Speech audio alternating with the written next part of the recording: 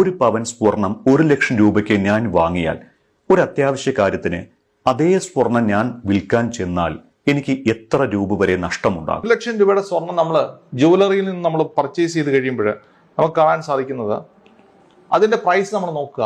1,00,000 രൂപ നമ്മൾ സ്വർണം 1,00,000 രൂപയുമായിട്ട് നമ്മൾ ജുവലറി പ്രവേശിക്കുന്ന ഒരാളെ സംബന്ധിച്ച് അവർക്ക് ഒരു 20% പണിക്കൂലിയോ അല്ലെങ്കിൽ അതിന്റെ കിഴിവോ അല്ലെങ്കിൽ തേയ്മാനോ നമ്മൾ പരിഗണിക്കാം. രണ്ടാമത് അതിന്റെ GST ഒരു 3.25% പരിഗണിക്കാം. അങ്ങനെ നമ്മൾ പരിഗണിച്ച് നമ്മൾ പുറത്തേക്ക് ഇറങ്ങുമ്പോൾ നമ്മുടെ കയ്യിലുള്ള ആസെറ്റ് അല്ലെങ്കിൽ 1,00,000 രൂപ കൊടുത്ത് വാങ്ങിയ യഥാർത്ഥ ഗോൾഡിന്റെ വാല്യൂ അല്ലെങ്കിൽ ഗോൾഡിന്റെ തൂക്കം എന്ന് പറയുന്നത് 76,750 രൂപയുടെ ഗോൾഡ് ആയിരിക്കും നമ്മുടെ കയ്യിൽ ഉണ്ടാകുന്നത്. 76,750. ആ 76,750 ആയിരിക്കും നമ്മുടെ ഇൻവെസ്റ്റ്മെന്റ് വാല്യൂ എന്ന് പറയുന്നത്. നമ്മൾ തിരിച്ചു കൊടുക്കുമ്പോൾ GST കിട്ടില്ല. തിരിച്ചു കൊടുക്കുമ്പോൾ നമ്മൾ തേയ്മാനം പരിഗണിക്കും, പണിക്കൂലി കൺസിഡർ ചെയ്യില്ല. അവിടെയാണ് നഷ്ടം ഉണ്ടാകുന്നത്.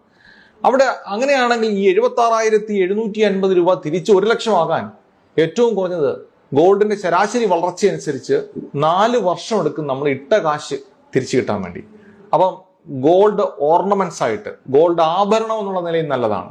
പക്ഷേ ഗോൾഡ് ഒരു നിക്ഷേപം എന്നുള്ള നിലയിൽ ആഭരണങ്ങൾ വാങ്ങിക്കൂട്ടുന്നത് മണ്ടത്തരമാണ്.